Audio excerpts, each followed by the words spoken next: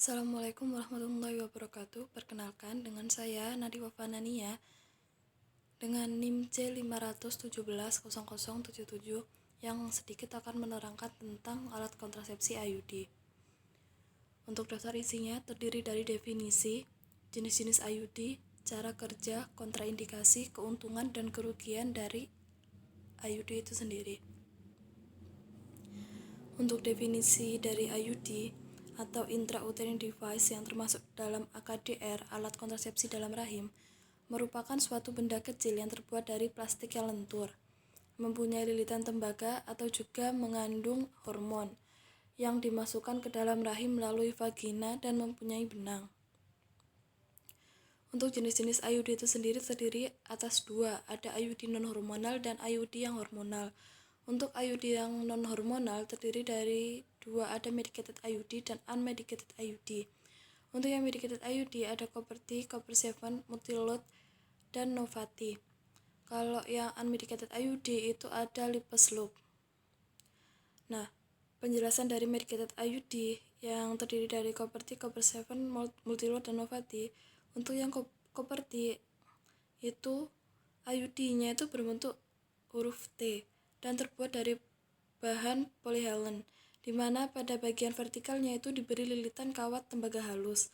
Lilitan kawat tembaga halus ini mempunyai efek anti-fertilisasi atau anti pembuahan yang cukup baik. Untuk yang copper 7, nah IUD ini itu berbentuk seperti angka 7. Maka dari itu dinamakan dengan copper 7 atau copper 7. Dengan maksud untuk memudahkan pemasangan. Jenis IUD ini itu mempunyai ukuran diameter batang vertikal 32 mm dan ditambahkan gulungan kawat yang mempunyai luas permukaan 200 mm3.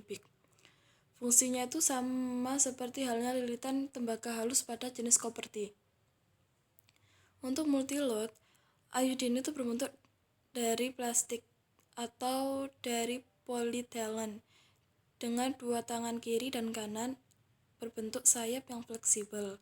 Nah, multilode ini sendiri terdiri dari 3 ukuran multilode. Ada yang standar, small atau kecil, dan mini. Untuk yang Novati, IUD ini itu berbentuk dari rangka plastik dan tembaga pada ujung lengan. IUD berbentuk agak melengkung tanpa ada tembaga. Tembaga halus hanya pada batang IUD. Bagian lengan fleksibel dan ujung timbul sehingga tidak menimbulkan luka pada jaringan setempat pada saat pemasangan. Untuk yang unmedicated IUD kan terdiri dari hanya ada Lipus Loop.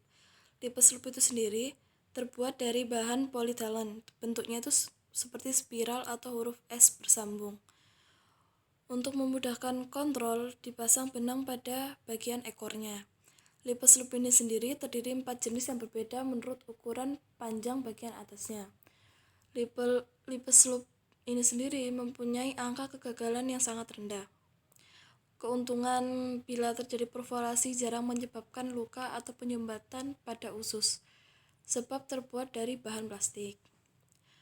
Untuk IUD yang mengandung hormonal atau IUD yang hormonal, itu terdiri dari dua, ada Progestaser T dan LNG20.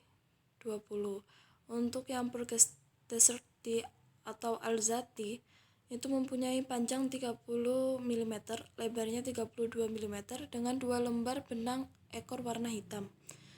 Mengandung 38 mg progesteron dan barium sulfat. Melepaskan 65 progesteron per harinya. Tabung insersinya berbentuk lengkung. Daya kerjanya 18 bulan. Teknik insersinya menggunakan plunging atau modified withdrawal. Untuk LNG20 mengandung 46-60 mg levonorgestrel dengan pelepasan 20 per harinya. Angka kegagalan atau kehamilan angka terendah kurang dari 0,5 per 100 wanita per tahunnya. Penghentian pemakaian oleh karena persoalan-persoalan perdarahan ternyata lebih tinggi dibanding IUD lainnya, karena 25% mengalami amenorrhea atau perdarahan head yang sangat sedikit. Untuk mekanisme kerja dari IUD itu sendiri, IUD itu nanti akan mencegah pelepasan sel telur sehingga tidak akan terjadi pembuahan. Selain itu, mengurangi mobilitas sperma agar tidak dapat membuahi sel telur yang telah dibuahi menempel pada dinding rahim. Untuk IUD itu sendiri nanti itu dia akan mengeluarkan hormon yang akan mengentalkan lendir serviks sehingga menghalangi pergerakan sperma untuk melewati kavum uteri. Nah, kontraindikasi dari IUD sendiri itu diantaranya ada kehamilan, ada gangguan perdarahan, peradangan alat kelamin, tumor jinak rahim, dan lain sebagainya.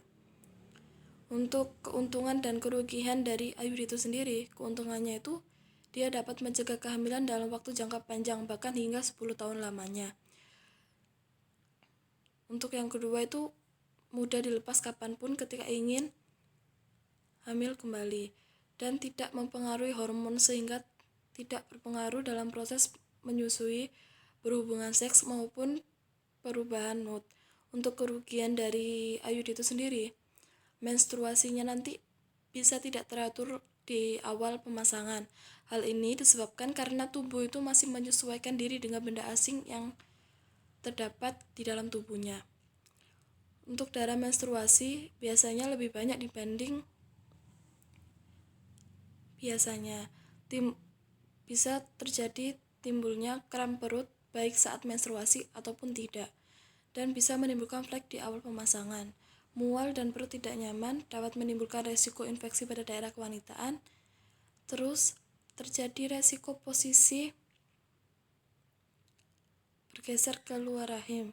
Terus untuk yang terakhir, timbul gejala PMS bila menggunakan IUD hormonal. Terima kasih atas perhatiannya. Wassalamualaikum warahmatullahi wabarakatuh.